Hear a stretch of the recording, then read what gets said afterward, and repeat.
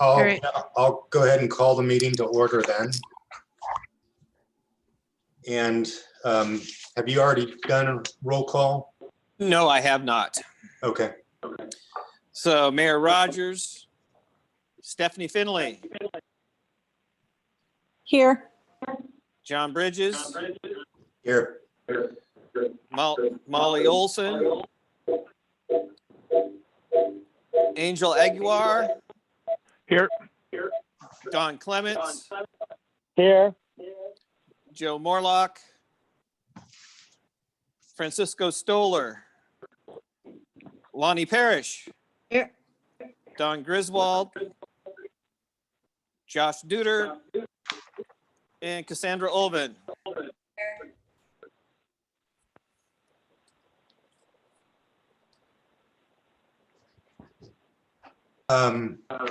So let's turn to the minutes. I noted one change, actually a couple changes. On page 2, about 2/3 of the way down the page, there's a paragraph that starts, Chair Bridges explained his comments. On the 4th line down, there's an extra word in there, evaluation, which I don't think should be in that sentence. Okay. And then super minor, but on page 4, in the second paragraph down, the comment was on the executive summary. Okay. And did anybody have any other changes or note anything else? Okay, then I would entertain a motion to approve the consent calendar. I'll make a motion to approve the consent calendar. I'll second. All right, thank you. Any further discussion? Then I'll just call the question. All those in favor of approving the consent calendar say aye. Aye. Aye. Any objections? All right. So then I'm going to turn the agenda over to Doug and Elaine. I think Doug's up first, and then we'll switch to Elaine.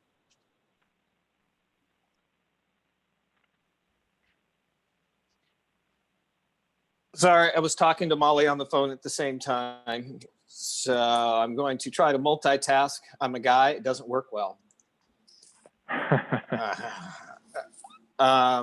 Does she need help getting into the meeting? She doesn't have any instructions, so I am going to send her something here momentarily so she can get in. So you'll probably have to end up promoting her into the meeting. Okie dokie. I will get there just in a minute.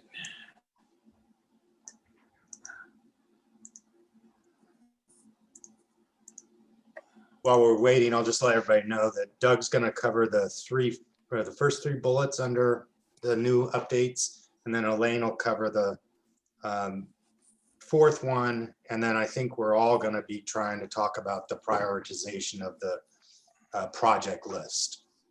And so really the goal isn't to get through that prioritization, but just to start the dialogue, and then later on this month have a further revision of that so we can really cut down the project list and understand what it is that is going to go forward.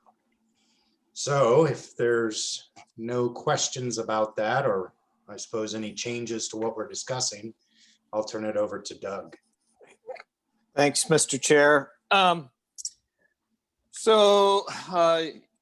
The City Council reviewed the urban renewal feasibility study that went before them back on July 20th.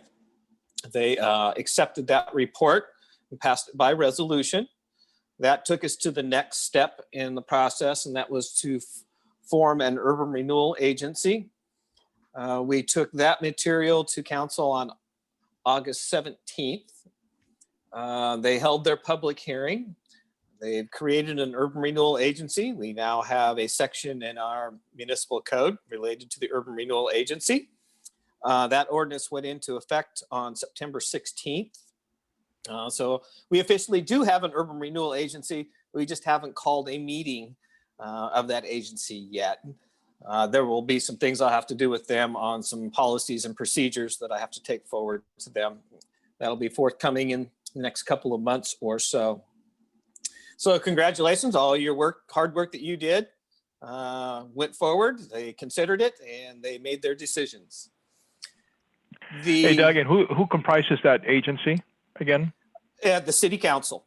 So think Okay. of them as wearing two hats. One is city council hat. The other one is the urban renewal agency hat. Okay, thanks. And when we do have urban renewal agencies, they will occur on the same night that city council meetings occur. So Sue and I have to work through some coordination efforts on that as well. Everybody wants to know what's the status with the mill site. So the mill site sold on September 17th of this year. The new owner is Commercial Development Company. They're out of St. Louis, Missouri. So they bought right around 220 acres of land from West Rock. They came out and officially announced in their press release that acquisition on September 28th. They are moving forward. In their press release, they've identified that they will be dismantling the mill site. I have a meeting with them actually tomorrow. And so I'll be talking with them about more details of what their proposal is going forward. We are aware that it takes some time to tear down a facility of that particular size. And so I'll be talking with them about timelines and so forth, because it does directly play into formation of our urban renewal plan and report. So Elaine and I have had some conversations about that, but there's still some vagaries that are there. So I want to make sure I get those nailed down this week so we have a better understanding, so I can give you an update at your meeting on November 23rd of where we're at. That will play into our timeline. Their timeline will play into the city's timeline of actually creating and finalizing an urban renewal plan and report. We've also been in conversations with the county assessor, just generically talking about timelines, what can be on tax rolls, when, and so forth. So there'll be more information. Typically, if everything was gone by December 31st of a calendar year, then it does not show up on the next November tax roll. But I've got some other questions that I've got posed to the county assessor to see if there's any nuances to that particular process or not. What is positive about it is that they are going to redevelop the mill site. So the urban renewal program that we've been talking about, timing wise, it appears to be well timed. So as we get in talking about infrastructure projects and new developments and the timing and leveraging of that, and will be very important. Unfortunately tonight, again, I won't be able to give you a lot of details. So any questions on those first three items? How much of the West Rock site is still retained or owned by West Rock? They own a small, roughly about 4 acres. West Rock still owns. Okay. And did they also sell a piece of property to somebody else? No, one buyer, and that was CDC. Okay. I just saw in the legal description that there's a whole bunch of exceptions and it points over to another recorded document. So is that the 4 acres? That's the piece that has come up. Yes, that's the 4 acre piece. Where roughly is it located? It's down on the southeast corner of their site that's within the urban growth boundary. And are you planning, do you know what they plan on doing with that, or is that part Yes, of the discussion? I do, but I cannot say at this point what that is. Okay. All right, that's the only question I had. Anybody else?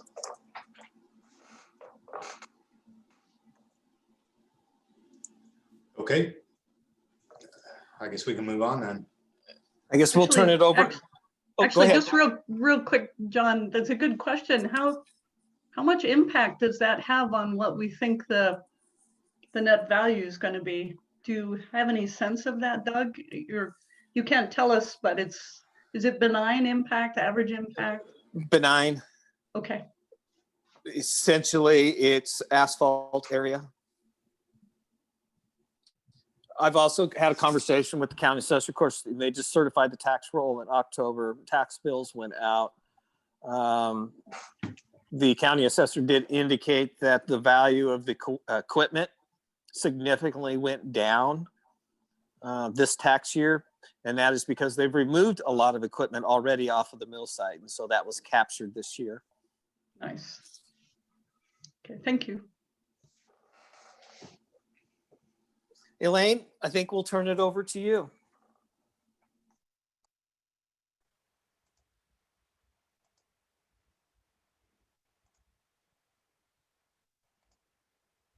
You're still muted, Elaine.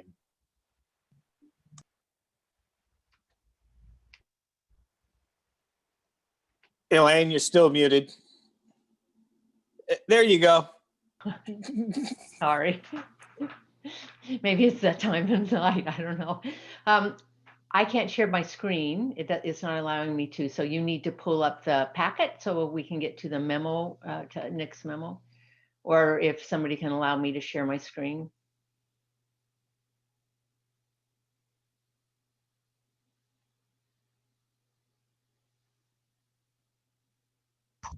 What part of the memo do you want on the screen?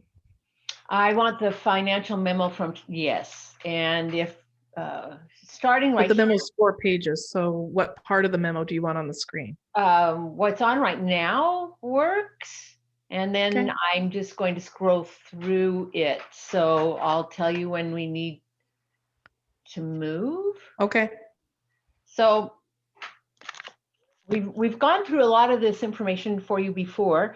As we get to the point of developing an urban renewal plan and report, we actually do have to pick a rate of growth that we want to use to do our financial analysis. So when Nick Papanek did the financial scenarios before, he came back and he gave us 4 different assessed value potential growth rates just for us to consider. So this just shows what the historic growth rates have been both in Yamhill County and in the city of Newburgh. And assessed value is the one we really want to look at. And so for the county as a whole, from 2007 to 2020, the assessed value average has been about 4.3%. And for the city of Newburgh, it's a little higher, 4.8%. So just remember those as we're talking about the next chart about potential growth rates. So if you can move it down to the next page. Elaine, Yes. we had a discussion about looking into what the big jump was in 2018. Did you ever get an answer from that? We did. Oh, the jump in 2018. There were a couple of things that happened. One was they changed their actual system for tracking assessed value within the county. So it was just a change in how their system worked. So that was what they said was the major change in that. And if on that was a jump in real market value. And if you look at the assessed value didn't have that kind of fluctuation, and it's on the assessed value that we actually get the division of tax revenues. So it's interesting and was mostly just a mechanical issue, but largely irrelevant in terms of decisions we're making because we're dealing with assessed value, not real market value. So this just shows a graph that shows the differences in those, the real market value and assessed values over time. And again, the assessed value on this is the dotted line, and it just gives you an idea or a perspective of the variances between assessed values and real market values in Oregon. And again, the assessed value is what we're concerned with. So down to the next chart, please.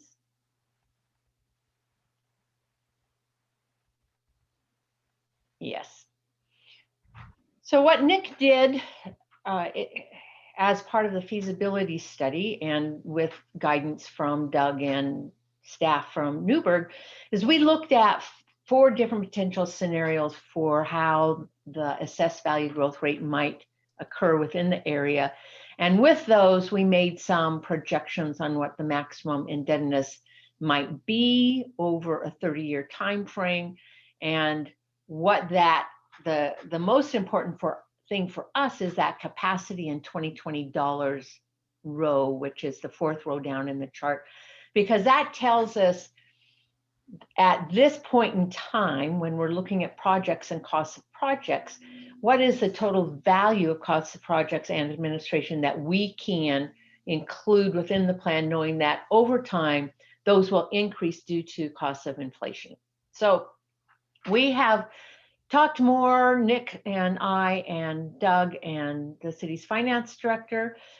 We've talked more about these assessed value growth scenarios. The 4% growth one is very conservative. It's less than the city growth on its own over the time period. 5% is just barely above the city's growth on its own. 6% is more aggressive, and given the multitude of vacant parcels within the area and the multitude of development potential within the area, the 6%, I think, to all of us on the technical side feels very comfortable as a assessed value growth rate, and that 7% feels a little high. So 7%, if you look at the very first row, it says the amount of new development exception value, assessed value, that would have to come on the property tax rolls every year to be able to meet those growth scenarios. So over a 30-year time frame, we know that every year it's not going to be exact or the same amount, but over time, it's going to average out to something. The 4% growth scenario says that you would get $1.7 million of growth. And again, we know that the city as a whole is achieving that already. The 5% scenario is $4.1 million. The 6% scenario is 7.4, and the 7% scenario is 11.7. So what Doug and I wanted to do tonight is talk this through with you again, and to let you know that Nick from Tiberius, who does our financial work, has suggested that we use the 6% scenario. We've gone over that with the city's finance director and Doug. I believe they both are comfortable with that scenario. What happens when we pick a scenario is then that establishes for us what that maximum indebtedness number is and establishes that capacity. It doesn't mean that it's guaranteed that that kind of growth will happen. And if that kind of growth doesn't happen, it means that the actual maximum indebtedness would not be reached within that time frame, and those amount of projects would not be done.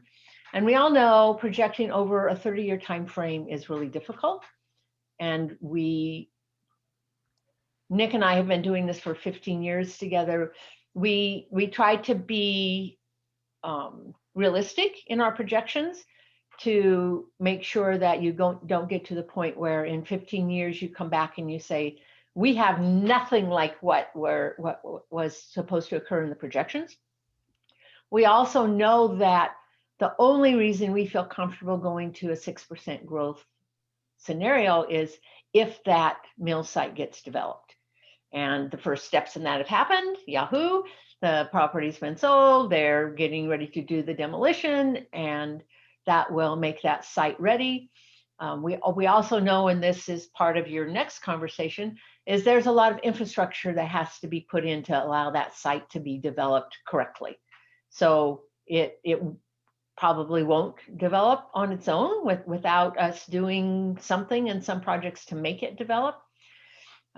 So basically what we're wanting from you is if you have any questions about this, if anybody is extremely uncomfortable using 6%, and if you as a committee want to make a recommendation that you support that 6% number, feel comfortable with it, or that you feel comfortable letting the technical team move ahead with their recommendation, or however, whatever comfort level you have on giving us some kind of recommendation and input. Doug? So Elaine's correct. We have had a series of conversations internally on the growth rate. And as we identified in the feasibility study, we have infill projects to occur within the downtown area, as well as projects within the riverfront area. And then of course, the large project area, of course, would be the mill site. So I think Elaine was, going towards getting feedback from the committee members about what you think the appropriate growth rate should be, because that's really going to drive our second part of our conversation this evening, is starting to look at that infrastructure list and what projects we think would be viable and which projects may not be viable. Or we'll get to the point of maybe there are projects that we pay some proportional share towards infrastructure. Right. And just one caveat on the projections. We always make these projections in the feasibility study, but as we start then putting it in reality into a plan and saying what projects need to be funded and at what time, those numbers are going to shift a little bit, because if you borrow money earlier, you might have more capacity if it takes a while. So we'll work towards the number of whatever growth rate we have here for the capacity. But as Nick starts developing a finance plan, those numbers might shift a little bit. So I just want to be really clear about that. And we will come back to you and talk that through with you and let you know if they shift and which ways. But this gives us a really good idea of what ballpark we're looking at. So Elaine, Angel here. On the maximum indebtedness, that's over the life of these projects. What would be the worst case scenario if we were projecting a 6% growth, let's say, and we end up somewhere closer to like 3.5% or 4%, or even 4.5%, whatever it is, something less? What does that mean, the worst case scenario to us? The worst case scenario is that you do not get all the projects done that you want to get done. So I have worked with agencies across the state who have gotten themselves in that kind of situation. The way bond markets work and borrowing works, you will not financially get yourself in trouble, because you won't be able to get a loan or place a bond unless you have a certain debt service coverage ratio for the area that protects really the bondholders. And that's happened over the life of urban renewal. But at this point, when you go into debt as an urban renewal agency and get a bond, the amount of money you're going to get loaned is pretty conservative, and it's based on usually a 1.5% debt ratio. So the biggest problem happens that you're sitting in year 20 and you wanted to do a bunch of projects, and you're saying, we have to be more realistic. We aren't going to be able to do all those projects. Okay. Thank you very much. Elaine, answering on the other end of the spectrum, if we pick 6% and it goes wild out at the site, heaven forbid, and we sell and develop quickly and our actual growth rate is 8, do we limit ourselves by picking 6, or do we simply maintain or have the ability to then borrow more? You limit yourself by picking 6. Okay. Because whatever you pick helps us establish the maximum indebtedness. and the maximum indebtedness is a limit. So, So what happens, the great thing that happens, and Cassandra's on, if you do better, it takes a shorter amount of time to reach your maximum indebtedness, and you're able to terminate. And if you do better, you're able to do projects sooner, so that cost of inflation on your projects doesn't go as long. So your projects are actually cheaper. And so overall, financially, it's a win to everybody because you're able to close down your district earlier. so if we went with 8%, however, and it's not even an option, it's a thought experiment. So I'm not suggesting that. Sure. No one would loan us more than 6 or whatever. So it doesn't really limit us on the low side because we're working with responsible bond companies who won't let us get in over our head. What's the harm? The harm is public expectations. Okay. So if you're saying we're going to do this list of projects with urban renewal funds, and we're going to get, we think, X amount of money, but you know it's not really realistic, I think you lose some credibility with the public on the reality of the plan.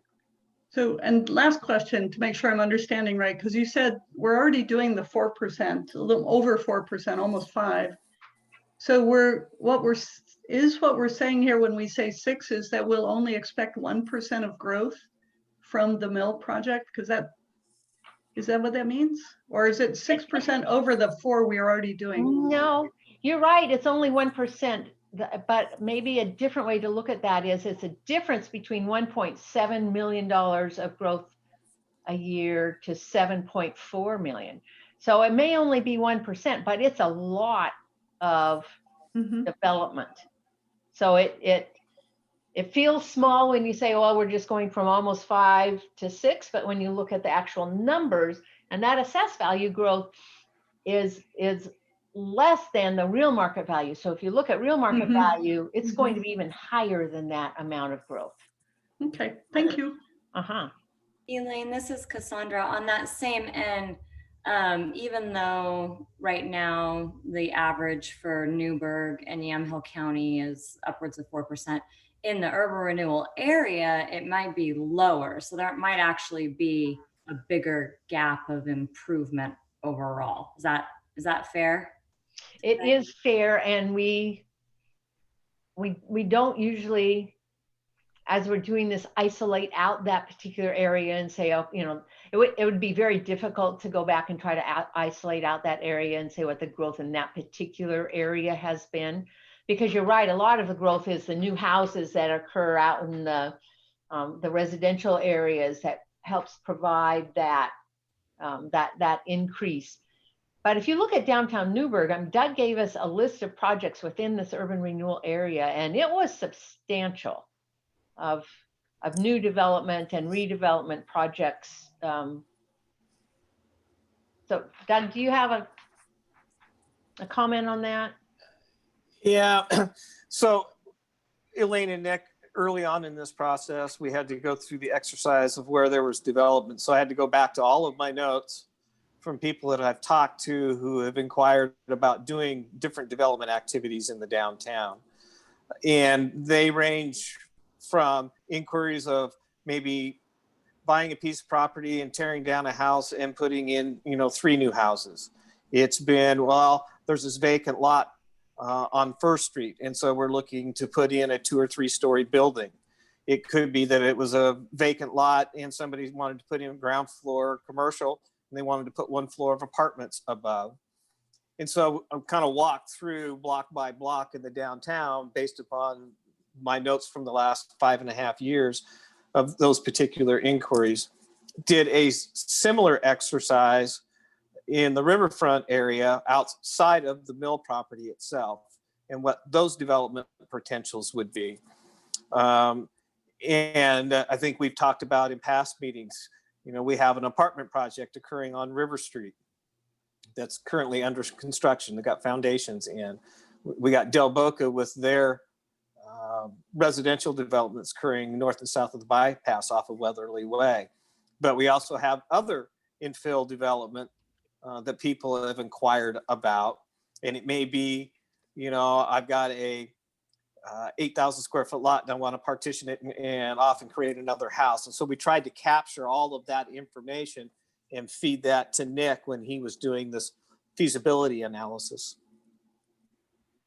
Thank you very much. And then one other quick question relating back to, and I would defer to the technical experts personally on where the percentage lies, but I want to make sure I understand if let's just say you chose 7 or 8% and you don't sell that yet, you potentially have a longer duration before you, right? So you're freezing the base for all the overlapping potentially for a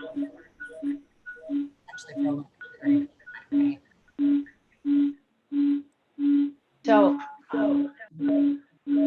So could you repeat Somebody that? 'Cause there was some sort of noise. Okay, I'm going to say what I think Cassandra said. Oh, is it mine? Sounds like mine's better.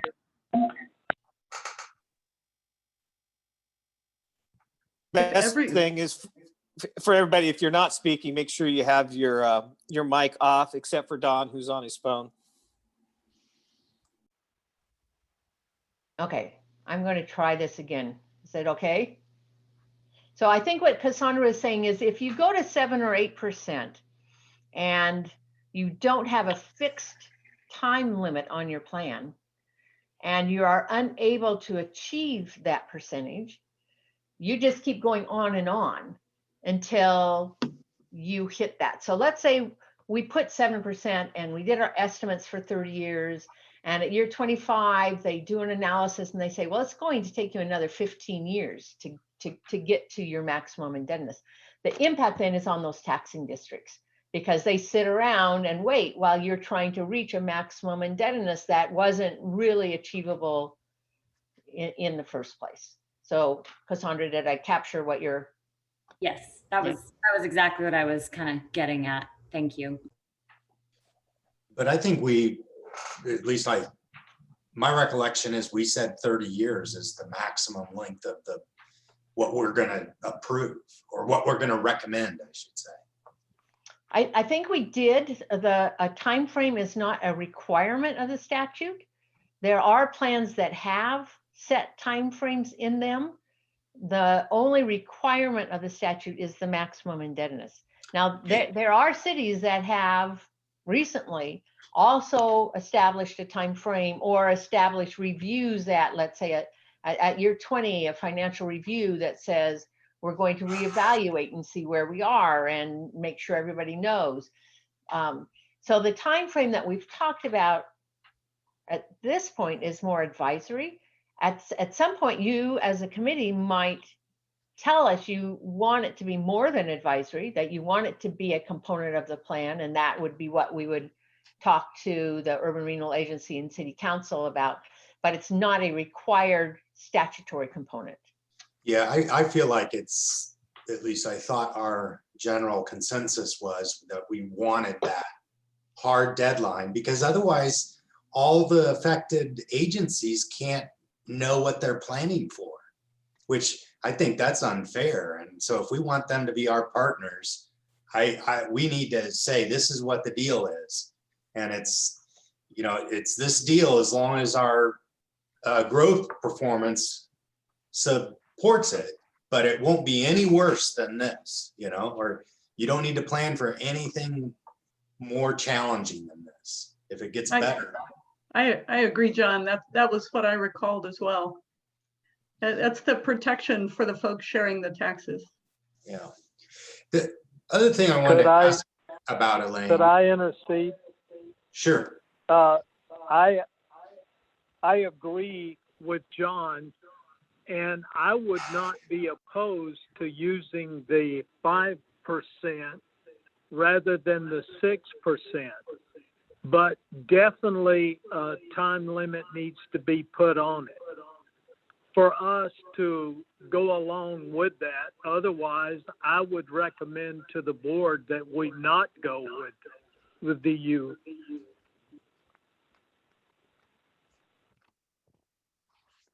So the other question I was going to ask, Elaine, is kind of along the lines of filling out or feeling out what your the technical group rationale was, is why not 6.5%?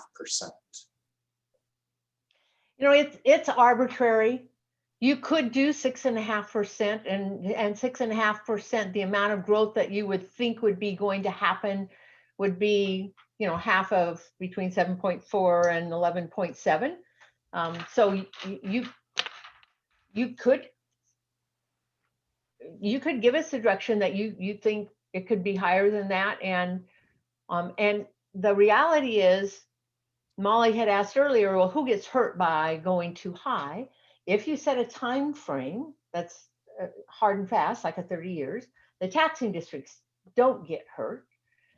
Then it's just the expectations of what projects can we get done or can't we get done within the area. And over 30 years, most urban renewal areas that I work, about every 10 years, we do some kind of financial update, financial analysis to see where are you, how are you doing? Projects have changed a little bit. Let's do, you know, kind of a reset here.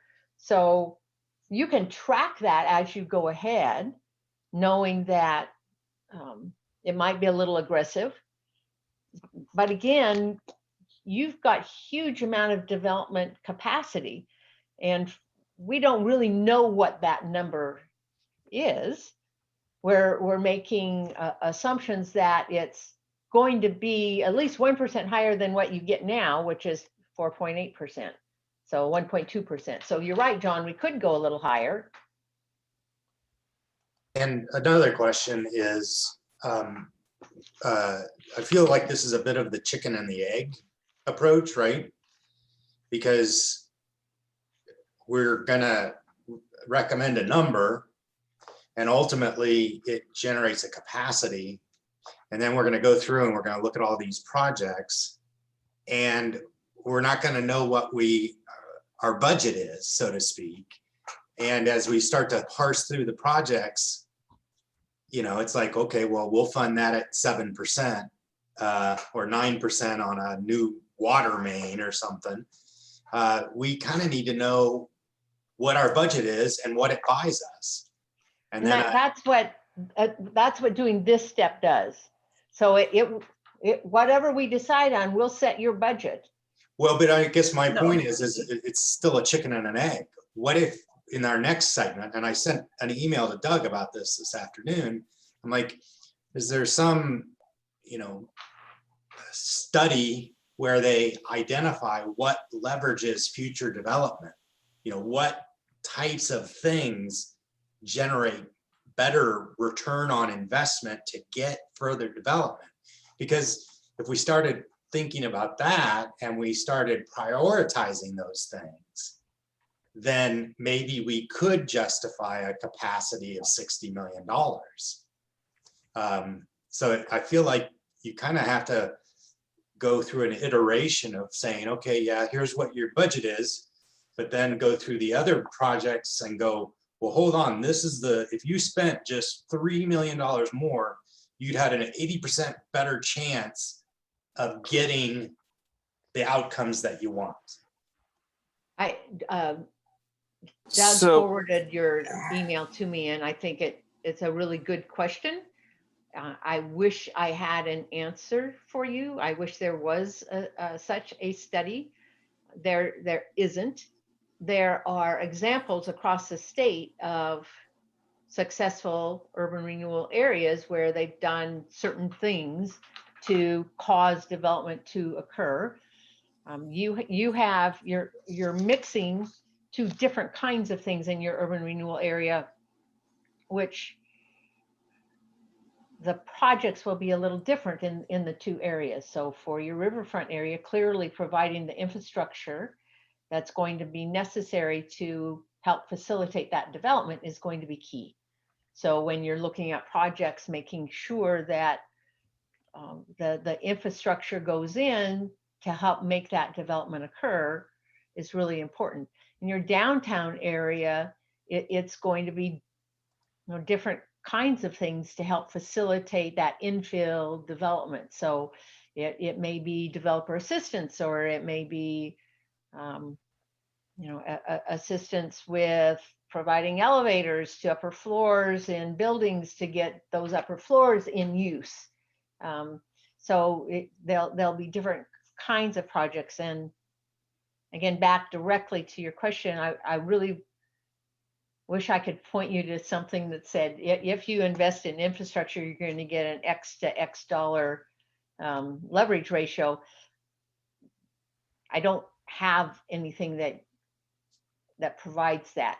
I do know that if you help provide infrastructure for your riverfront area, you're going to get a huge return on investment.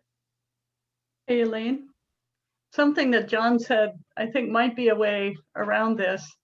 The concern is let's say we say you guys did a lot of work on this, 6% is maybe a little aggressive, but not crazy, given the amount of land we have and the fact that it's already sold. And then we go look at the projects, and what we really needed was 60 million, but we've stopped ourselves at 53.7. And so would it be possible to say, we've got a good understanding of this now? And the answer is somewhere between 5 and 7, based on what Dawn said and my crazy idea of going higher, but with a firm time limit. Otherwise, going higher is not acceptable. Could we look at the list of projects, Doug, that would be required for development? Are we able to sort them so that we can kind of make a swag on John's question? I think it's a good question. Mm-hmm. Well, yeah, so Elaine provided, I think, a good response, but I'm going to respond to John's question more from a practitioner dealing with this for the last 30 plus years. If you are working in urban renewal areas that are both downtown and those that are in industrial, and I'm going to start with the industrial side. So from the development community, their repeated ask is, what can you do to assist us with the public infrastructure? Roads, sewer, and water are the three big ones. Storm treatment, given regulations, it's on site. We're not talking about building a regional stormwater facility. So it really gets down to the transportation, sewer, and water. And if you look at, and when we get to the numbers, we're talking about roughly $48 million of capital infrastructure costs in 2020 dollar values. That $48 million in the riverfront is almost the 6% at the capacity rate. Then we move to the downtown area. And downtown, you may not be doing as much infrastructure, but what you're doing is selected upsizing of water lines and or sewer lines to accommodate that additional density that's going in. So you're not doing the entire system. Riverfront is building this infrastructure system that just does not exist. Then you get into the nuances, and I'll play off Elaine's comment, is where you get into doing work on buildings. And I'll use an example. When I was in Salem in downtown, is there we were investing on repurposing upper floors that had sat vacant for decades. And that was a lot of elevators, fire suppression systems going in. It could be issues with windows because you have to have the vending. It could be ingress, egress components of that. And so Elaine's right, your downtowns are a little bit different. You're not building a new downtown. When I was in Tualatin, we built a new downtown. Very different. It was more like doing something industrial. There was not very much in the way of transportation, sewer, water, and storm systems. So each one is a little bit different. But when you go back to that list, is what we identified in the feasibility study was right around $117 million worth of projects.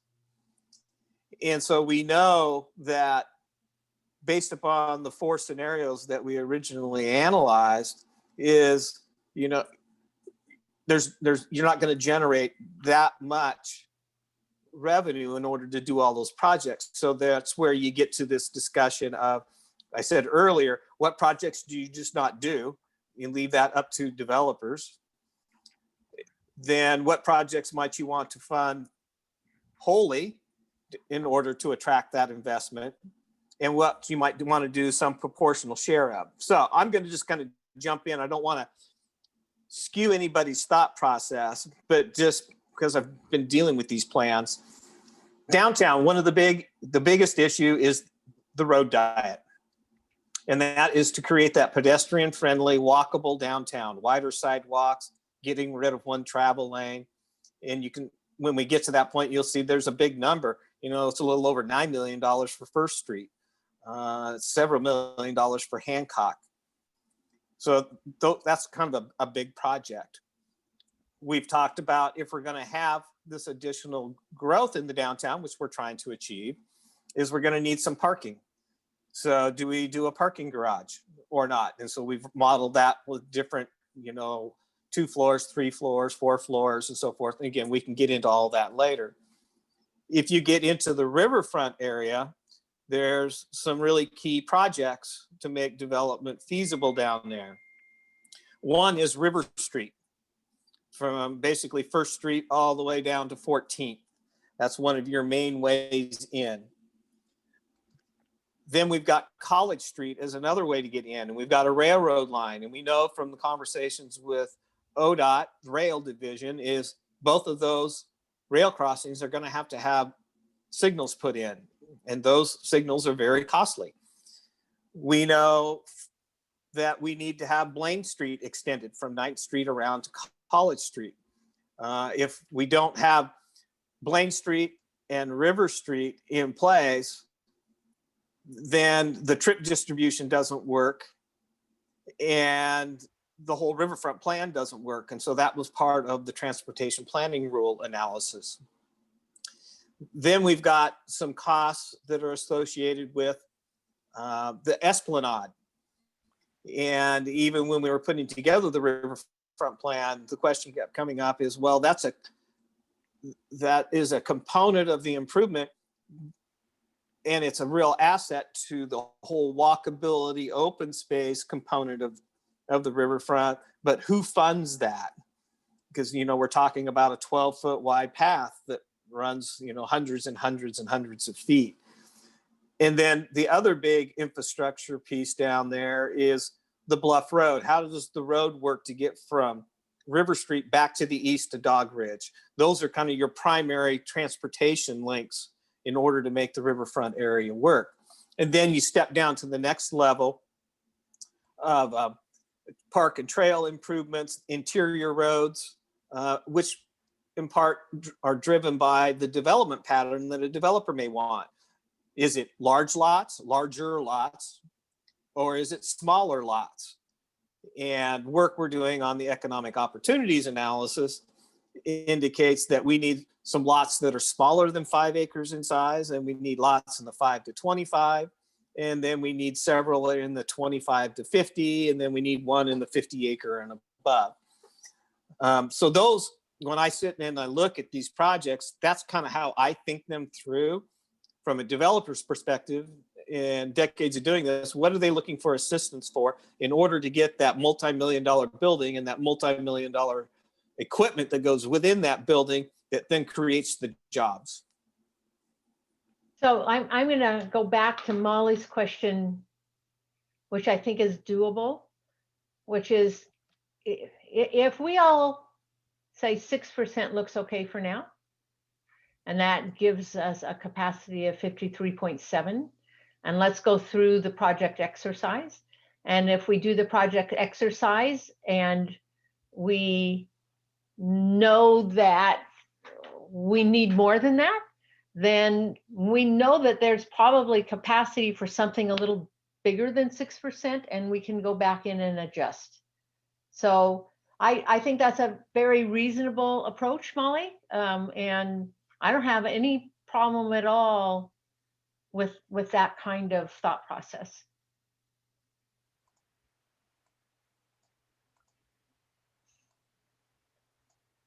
We can So- give it a try. Yeah, I think we can do that. I noticed that Angel had jumped off. Does that affect our quorum?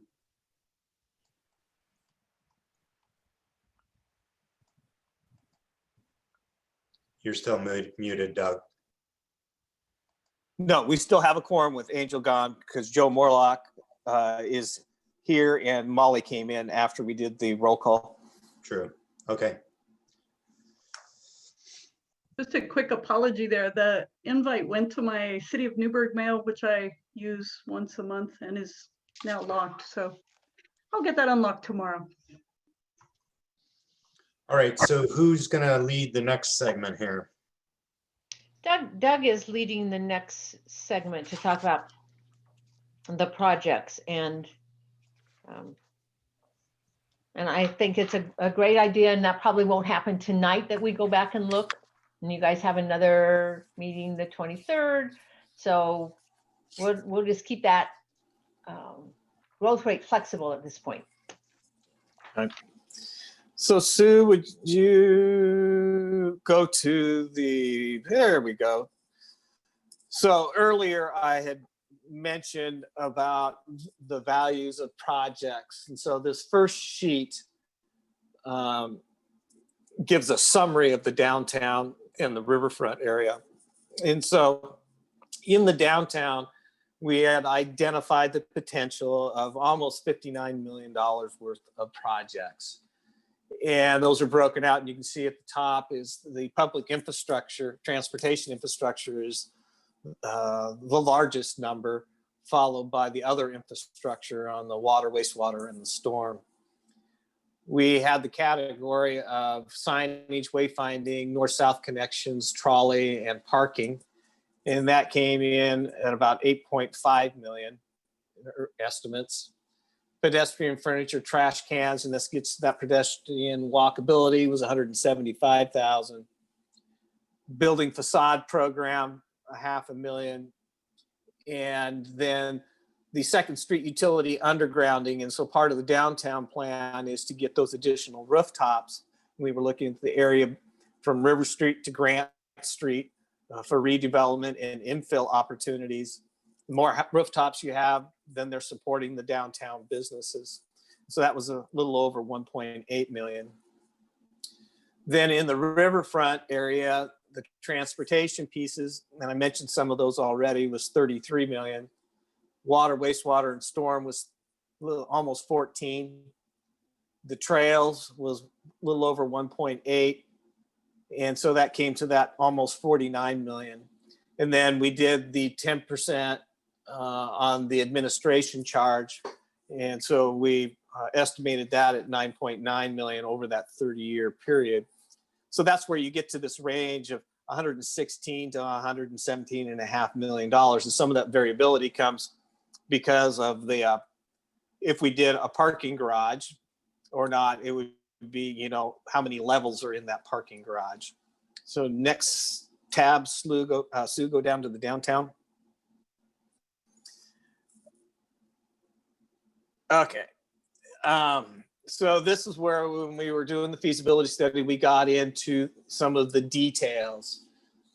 So on the transportation infrastructure side, Hancock Street, that road diet that I was just previously talking about, that was just a little under $1.1 million. Again, that's in 2020 dollar values. And remember in this, we looked at, you know, what might be SDC eligible, what might be grant sources, and then we looked at the category of other sources like a local improvement district and LID. First Street, looking at those costs, a little over $9.9 million for that road diet. And that goes from the west end of the couplet down to the east end of the couplet. Then and then we got into these individual streets. So basically a block by block analysis within the downtown area based on the geography that you originally established. So Second Street, and you can see from Harrison to River is $1 million. River Street from First to Sheridan.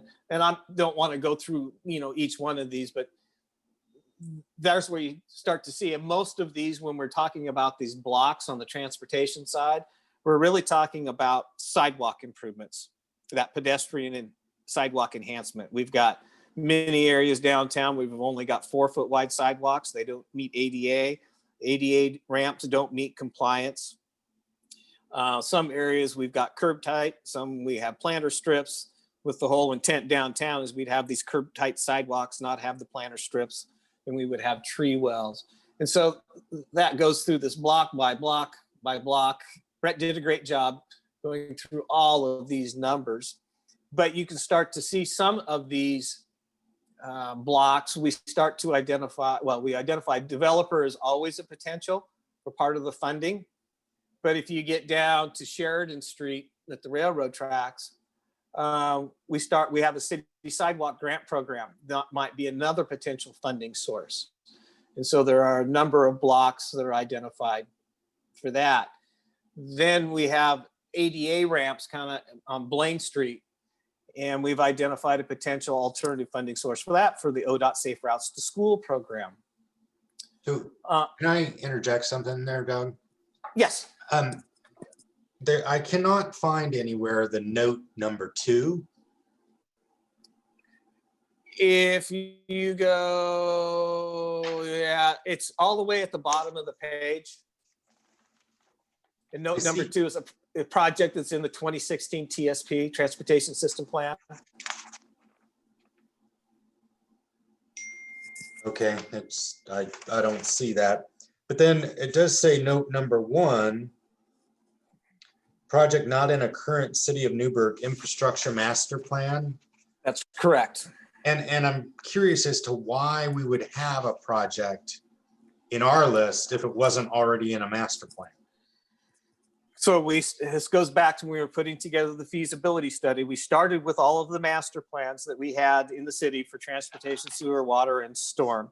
We then looked at the components of those master plans that were in the boundary that the committee discussed and drew for this overall urban renewal area.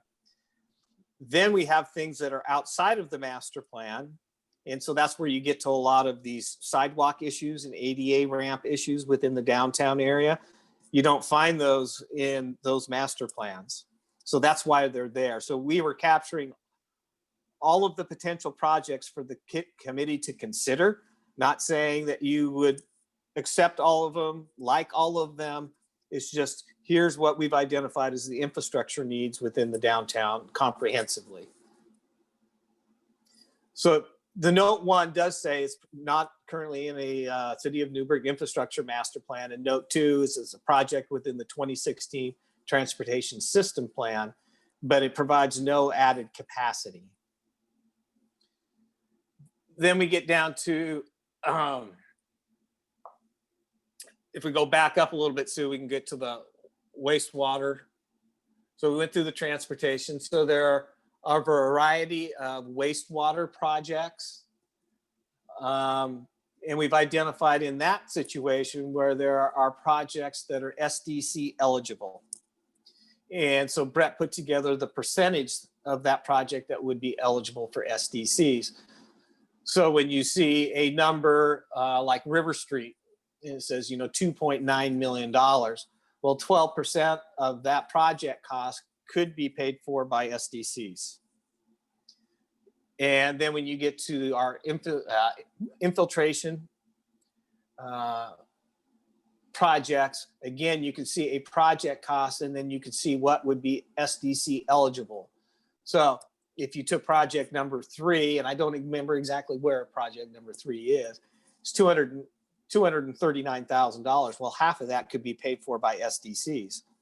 So you wouldn't need urban renewal funds to fully pay for something like that. So kind of think through on the wastewater in that way. If you go down to the water projects downtown, again, you see a project that was M1, and we could always promote Brett up, Sue, if we need to, and he can talk about where these things are at. It was a $629,000 project, and 34% of that one is SDC eligible. The other projects were not SDC eligible. Get down to the water project, and that was the water. If you get down to the stormwater, and this is really, for the downtown area, it's the Blaine Street storm. Much of downtown is collected in to the line that will go down Blaine Street. And so we've already done some of that project. And so Brett broke this out for what's remaining to be done for that stormwater project, which is a little over 900,000, and 5% of that is eligible to be paid for by SDCs. And then we got into the signage and wayfinding. So this directly comes out of the downtown improvement plan. So John, your earlier comment about this not in a city infrastructure plan. Well, signage is not in a city infrastructure plan, but this was part of the downtown plan of how do we move people around to get to the different businesses in this pedestrian oriented environment. And then we had gateway signage as well at the east end and the west end of the couplet that would be within the urban renewal area.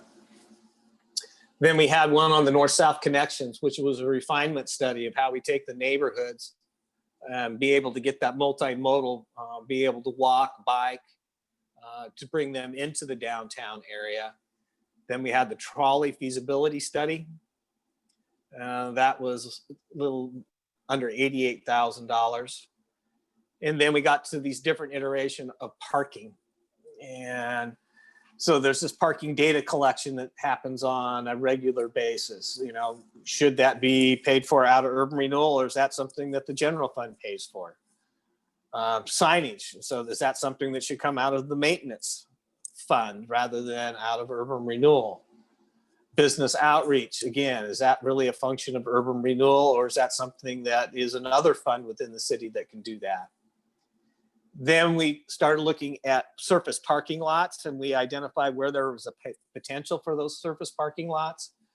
And engineering worked up numbers for the cost of those particular improvements. And so you can see there's a range, but typically a parking lot of around 25 spaces is cost you a little over $500,000. And then it's where do you strategically locate those to go along with the new development, thinking about people walk a quarter of a mile distance. And then we had the big one, which was the Second Street lot. And so currently it's a surface lot. And it's been talked about for years. Could that become a parking structure in the future? And then if you start to draw the quarter mile circles around that, but parking garages are much more expensive to build than surface parking lots. But when you build a surface parking lot, you're taking away development potential. If you build a garage and something you already have, you know, the cost goes up significantly. But we looked at some different alternatives of a 2 or 3 level parking garage. And so that's where we came up with those ranges of numbers. Let me stop there. Take a breath for a moment. So, and maybe this is a good point I shared with the chair earlier today is we kind of walk through these projects. We're not going to specifically identify, but it'd be good to try to get some feedback from the committee of what you think might be important to leverage new development within the downtown and meet the intent of the downtown plan. Is that after we have this meeting, I will take essentially this spreadsheet and you're all going to get it. And you're going to have a homework exercise. And your homework exercise will be something like this. We'll put you in a far right-hand column. You can put your initials on it, and you can identify a project you think we should consider.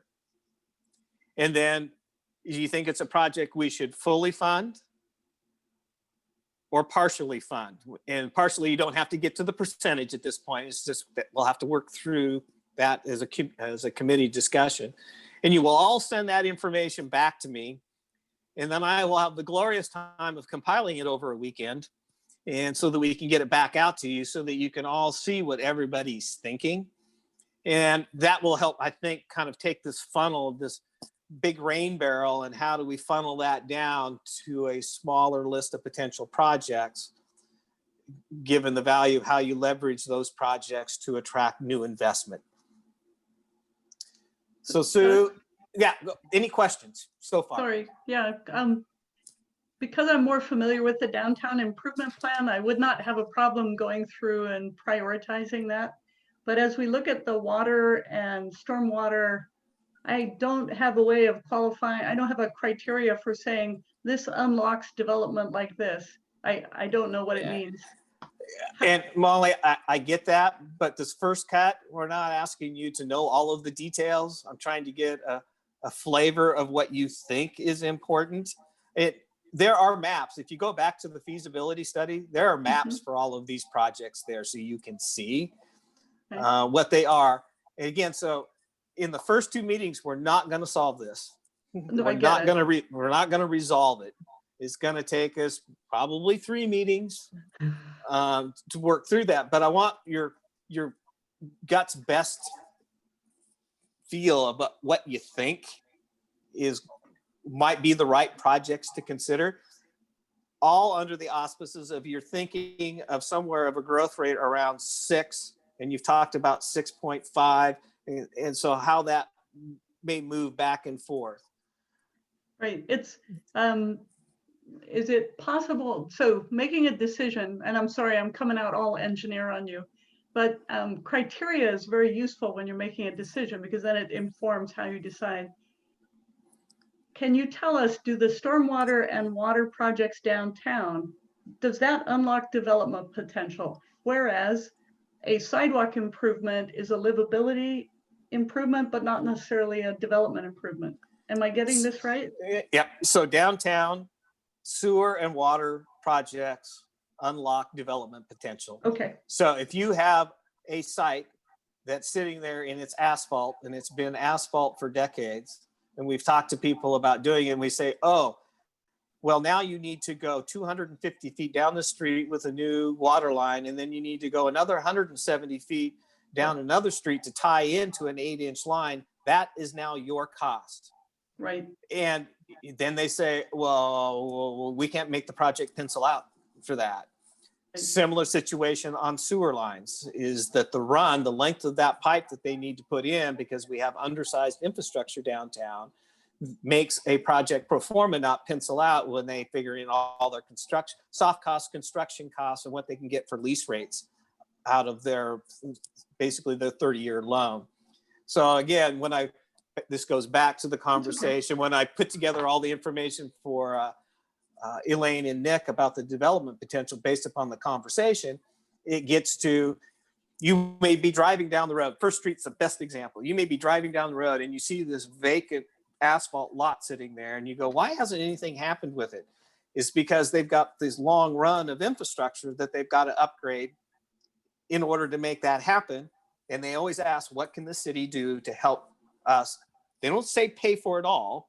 They of course like that, but what can the city do to help assist us so that we can build this 2-story building, commercial on the ground floor and residential up on the second floor? Super, thanks. And so, Doug, could you just kind of repeat for me what it is that you want us to put in the margin? Is it kind of like low, medium, high priority, or absolutely not? You will get a spreadsheet that will have columns, and I will highlight each one of them. I'll label each one of them for you. So okay. It would look like something like this. I'm still formulating in my head as I was out mowing the grass yesterday. Is you'll have a column, and you may say fund,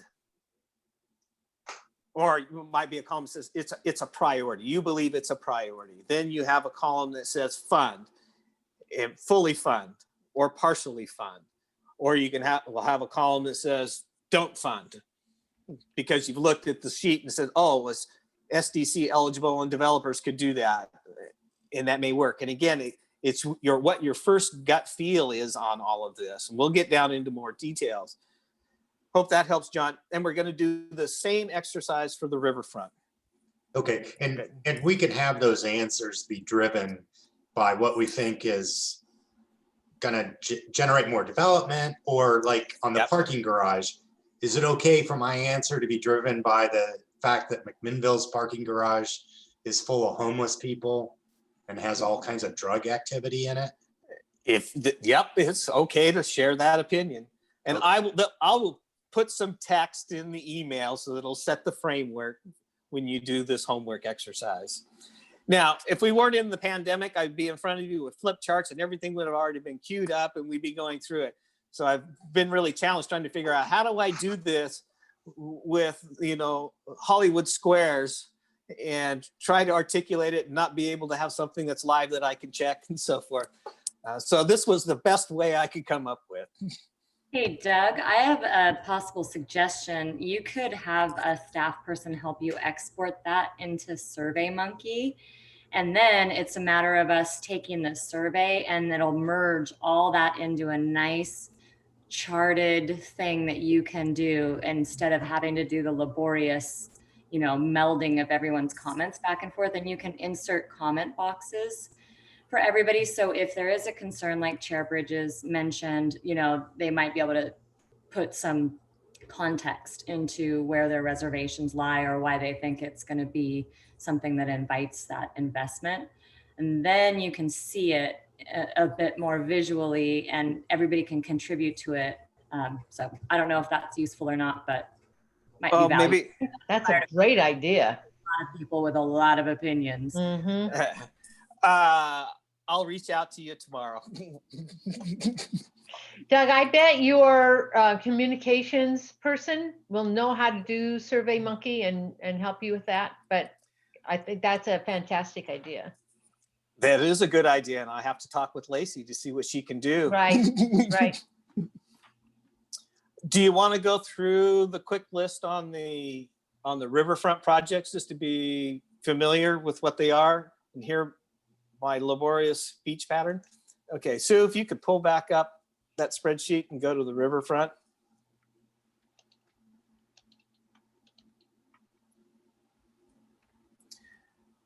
All right. So in the Riverfront, there are a wide variety of projects. So we'll start with the transportation ones. So Blaine Street Extension from 9th Street to College Street. So this would be a road that would parallel the railroad line. Rogers Landing Road Extension. So if you've ever been down Rogers Landing, it kind of wiggles and wobbles as you go down and it's steep. And so we would be reconstructing that to have better access into Rogers Landing. South College Street improvements. And this is from 9th Street to 14th. And so this would be just on the north side of the bypass, which has one roadway cross section, and on the south side of the bypass, which has a different roadway cross section to accommodate the pedestrian nature because of the mixed use and the commercial node that we're trying to create down there. And so that project is expensive. That's about $3 million. There's Riverfront Street improvements from 1st Street, basically the bypass, so it stops at about 9th Street. That's about 3.6 million. But again, you start to look at that and you go, what's SDC eligible? And it's like, well, 35% of that one is. It could also be partially contributed by a developer. Well, the thing is with that one, there's no developable land until you get to College Street for Blaine. It runs along the edge of the park. And so you're not going to see any new houses or anything in the park because Dawn protects the park. It's Ewing Young Park. That's a place where the community goes and skateboards and BMX bikes and plays Frisbee golf and so forth. Then we've got South River Street from the bypass to Rogers Landing Road. Is another project. Winooski Street. And so again, 61% of that project is eligible for SDCs.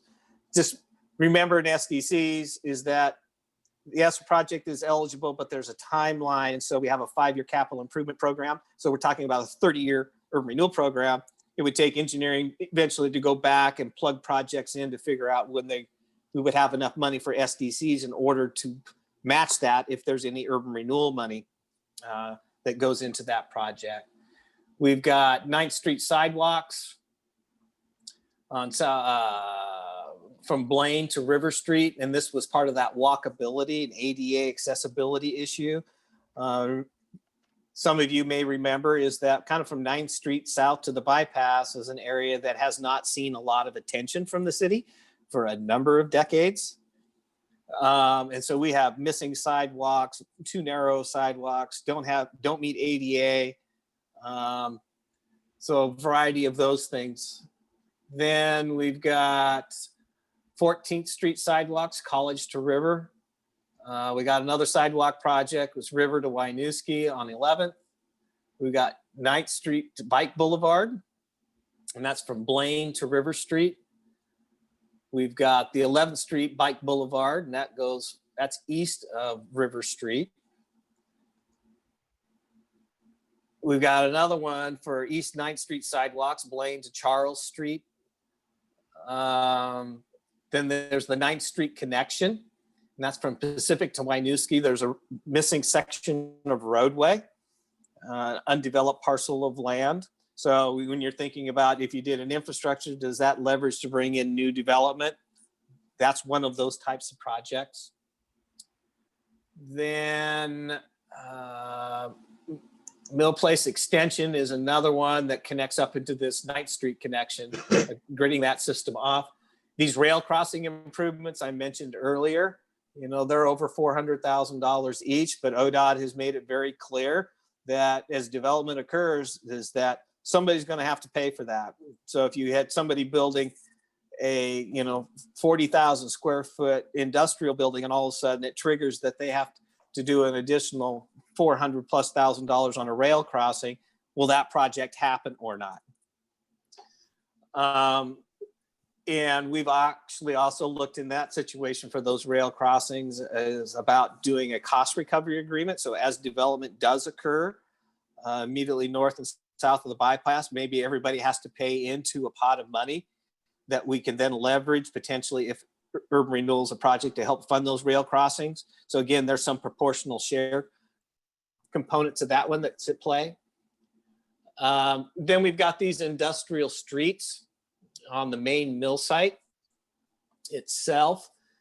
And so in the master plan, it tries to grid the mill site off if you were looking at a number of smaller parcels rather than just a couple of big parcels. So think of it this way. If you ended up on the mill site with just a couple of big parcels, and let's say you had two developers came in and says, I want 40 acres and I want 40 acres. Well, that's going to take up most of the land that would be industrial. Well, then you probably don't need the internal roads. So all of a sudden those go away. But you still have the road along the bluff because that's what helps move the traffic east and west to get you to Winooski, to get you out to Highway 219. So there's some trade-offs, and that's why earlier I mentioned I'll be having conversations with the new owner to try to get a better understanding of what they think their development scenario may be, because it plays into potential projects. So there's some north, south, east, west roads basically on the industrial portion and the mixed employment portion. And then the curb ramps on 9th Street, and some more curb ramps. And then we have the trail component that was in the Riverfront plan. So a trail connection up to Ewing Young Park, the Hess Creek Trail. There you go, Sue. South River Street, the multi-use path, basically along 14th Street. I mentioned earlier the Esplanade component of that, and the Esplanade has different segments to it. But basically the Esplanade is going from the cul-de-sac bulb on Waterfront Street, it goes all the way to the Waterline Bridge. And so you start to add all of those up. And so these trails, as I mentioned earlier, is about $1.8 million. Then you get to water. And they're, unlike the downtown area, we looked at this, there's a main water line. And again, if you go back to the feasibility study, you can see the map that shows where the water line goes. So that's the main line that everything else would tee off of, that the developers would pay for. But how do you get in that main line? And so that's about a little over 3.7 million. Wastewater, a little more complicated because there's different basins in the riverfront area. And again, in the feasibility study, there's some drawings. There are a variety of projects to come up to $4.8 million. You can see a couple of them. The Riverfront lift station, 91% of that is SDC eligible. It's, do we have enough SDCs and when within this 30-year window would we have those SDCs if urban renewal was a proportion of the cost to build that lift station. And then the other big one is a force main that's out there. And then a similar type of system with the storm, but the storm is more, again, the storm basins tied to the wastewater basins. And you can see the storm stuff is a little over $5 million. So storm and wastewater are similar costs. And so that's where you come up with this almost $49 million worth of infrastructure that's out there. So if you get back to the question earlier that was asked about, well, what leverage is? Well, it's those main transportation corridors, being able to get goods and services and employees in and out of the riverfront area are one of the things that leverages attracting that new business to be able, or businesses to be able to come in and redevelop that mill site. Brett, you out there?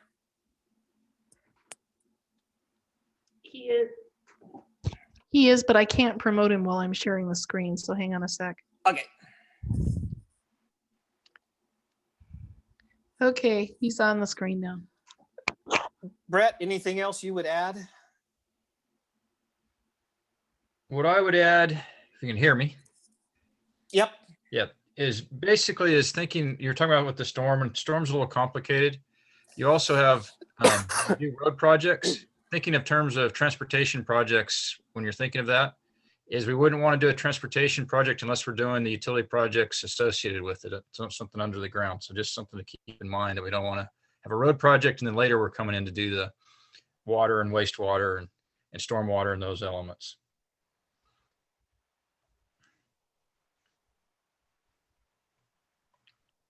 As an I think those are example, go ahead, Joe. No, I was just going to say, I think that's I think Brett's comment is spot on. I think that's really important for people to remember, is that you don't want to dig up a road more than once. You know, you're digging it up and you're doing, you know, so I think the challenge in prioritizing these things is that they are all very intertwined. I mean, when I look at this, and Doug, you can correct me if I'm wrong, I don't believe that you'll have all the money you need to do all these projects in $2020. Am I correct? No, you are Okay. correct.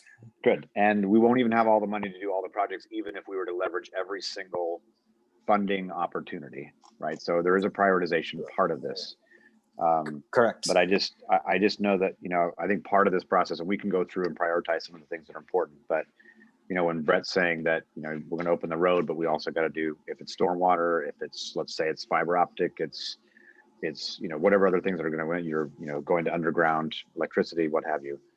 Just those are really key. So as we're doing this, I can tell, I'm foretelling the fact that people will be frustrated when we put together a prioritization list and it doesn't come out the way that we expect, because there are all these things that we as non-experts don't have any idea about how they all mix together. So I want the rest of my colleagues here just to remember that we're going to prioritize the stuff that we like and really fight for. And there are going to be things that we just don't know that we don't know because of the way projects are put together and tried to leverage. So, I mean, when I look at this list, $53 million or $57 million for the thing that we will be able to put together is really a drop in the bucket, because, you know, if you look over the course of time and you escalate between 1% and 6% on all project costs over that time period, you know, they're always going to be something we're reaching for, but maybe never quite achieving. So I just wanted to piggyback on what Brett said, because that's really an important piece to this. So when I've worked on industrial urban renewal areas, it's really been those primary transportation corridors and the infrastructure underneath the road is what helps leverage to be able to attract those businesses and that investment. And I'll give an example of something a little bit different, non-industrial, in the riverfront area. So there's about 3.7 acres of land that we've identified to be high density residential housing, which can accommodate about 65 dwelling units. I talked with a potential developer last week about that site. And one of his first questions was, well, is there any tool to help pay for the frontage improvements for the road, the sewer, the water, the multi-use trail frontage that would be there? I had to respond, no, we are looking at an urban renewal plan That might be a possibility. Absolutely no guarantee, but that's an example. That's a project that's on this list. A week ago, a developer was asking me just that question: what could the city do to help? With that in mind, Doug and Brett, so this is probably unrealistic, but what would be nice would be to, instead of having all the water projects together and no way of segregating out, if we said it's really important to do that high density residential, what infrastructure projects must you have in order to do that? Or that 50-acre industrial, you've got a hot contact for it. What must you do? Because they're all lumped. There's simply no way to distinguish, is there? Brett probably knows off the back of his hand, right? In the riverfront area, it's a little complicated because water lines and they're estimated there along the roadways. So it's kind of serving those basins, and it's based in wastewater is the same kind of thing. It's very similar to where is it anticipated to go. The wastewater is broken out a little better probably than the water. And mainly because that came through that master plan effort. I'm thinking of ways to try to help with that part of it. And it really is probably that map that shows the basins would be helpful to identify which water projects are in which area to serve those different developments, like that high density that Doug's referring to. So I guess that's another piece is look at the maps. And the maps with the feasibility study do show that information a little better than what's just with the spreadsheet. It doesn't mean, Doug, that we don't do our first round of homework to just kind of bucket stuff, but to actually get to a plan, you sort of need to know what you're going to do, right? Yeah, well, this is always the hard part. When you've got $117 million worth of potential projects, and if you went with 6%, you got a little over $53 million in 2020. You're not even halfway there. So there are going to be winners and there are going to be losers. But it's what projects would be the best opportunity to attract that investment, those new buildings, that new equipment in the riverfront area, what takes in the downtown area to address those infrastructure deficiencies, to do those infill projects. And you know, I have, Molly knows me, I have in my mind my idea of a list, but I don't want to tell you guys. Yeah. But So that's what I'm asking for. You knew it, didn't you? Yeah. That's cheating though. So yeah. Doug, is there is there a way to show things that are like shovel ready, stuff that we could do without having to have a ton of infrastructure done because in my mind, I think there's some simple things that we could do to show the public that we're actually making a difference. They're not going to notice the water systems and those sorts of things. But if we tackle, say, First Street improvement, that would be huge. And then, you know, try to do some more of the work down towards the mill to get more people here and things like that. But I don't know, I'm just wondering if there's some simple shovel ready, easy to do without requiring a bunch of steps to get there projects. Is there a way to like denote that? I'd have to think about that one, Lonnie. Nothing easily comes to mind. I'm sure there's nothing that's totally shovel ready. Newburgh is not a location that we have what you would truly call, in the technical sense, shovel ready sites. Yeah. I can think of one thing that would be highly visible and considered highly positive. Can you guess what it would be, Doug? No, Molly, what would it be? Parking lot. Oh my God. Parking lot. Yep. So maybe there are some things that are highly visible. They don't necessarily inspire development, but they inspire confidence in the public. So that's another criteria. So yeah. And I was going to say that, you know, I do these urban renewal presentations all over the state all the time. And when I can show these pictures of beautiful buildings that have been renovated, or a public square that's full of people, that's what gets people excited.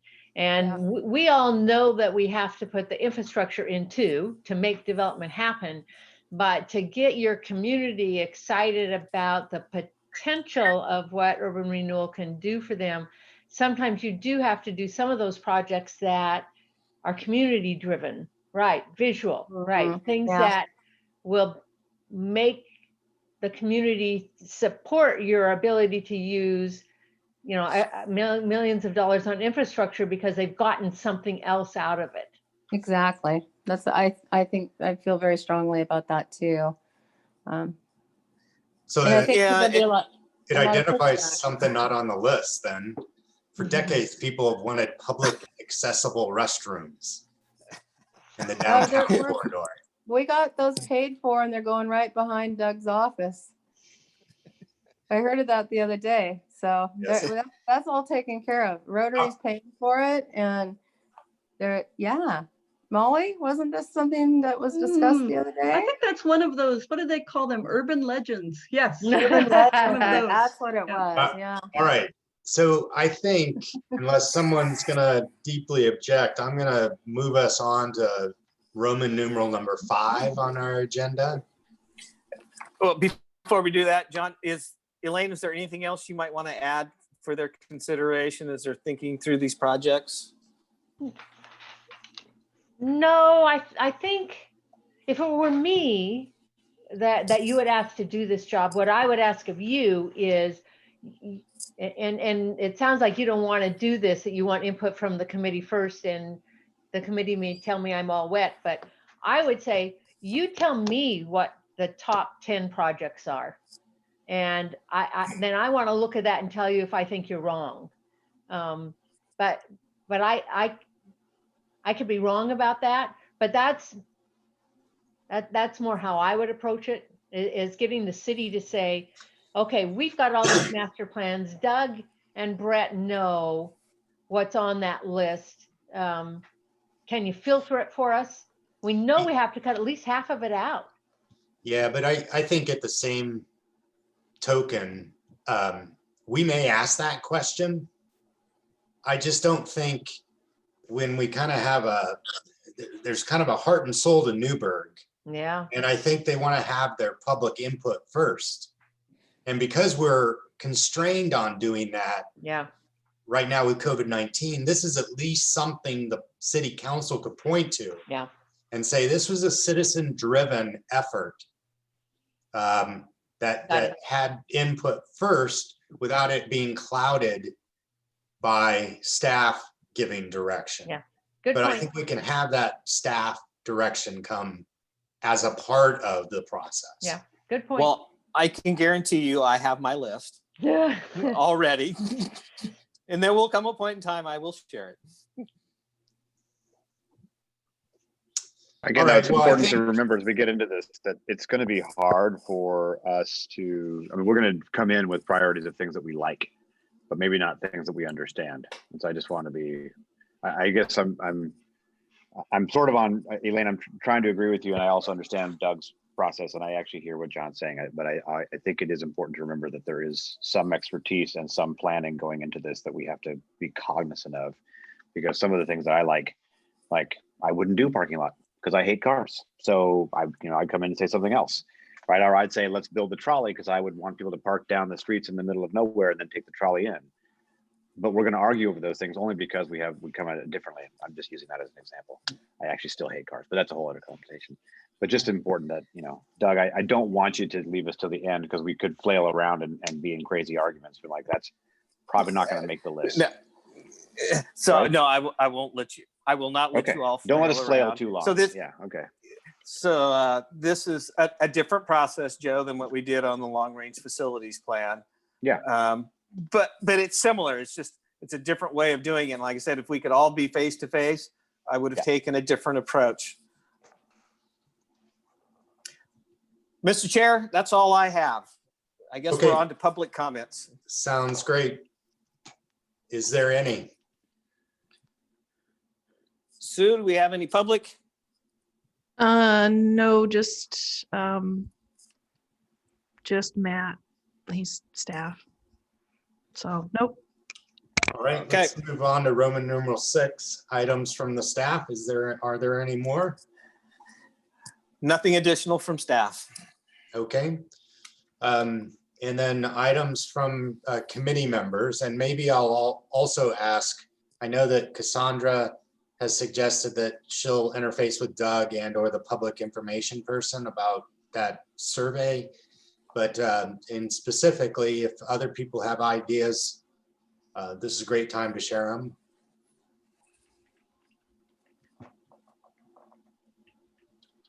All right, well then I think that we'll just go through a little messy part of the process with all of our different perspectives, which will be valued. And then we'll try to, I always try to think about what do I, like when I work for the Chamber of Government Affairs, I'm always asking, what is my first filter is, does it affect our constituency? I think one of my first filters on this sort of stuff is going to be, is it going to drive development? Is it going to drive economic opportunity and economic activity? And that's where, the things that aren't super sexy, like underground water lines and sewer lines, can in fact do that and maybe, better. But so let's go through the process and, everybody share their perspective, and then we figure out how to get it into a data so that we can all learn about everybody else's perspectives. Does that sound good? Thumbs up? I like it. Mhm. Actually, All right. John, And if I'm you, gonna call us an adjournment unless there's anything else. nope, it's good. All right, thank you, everyone. Thank Hey, you all. guys. Good night. Bye. Good night. Night. Hmm.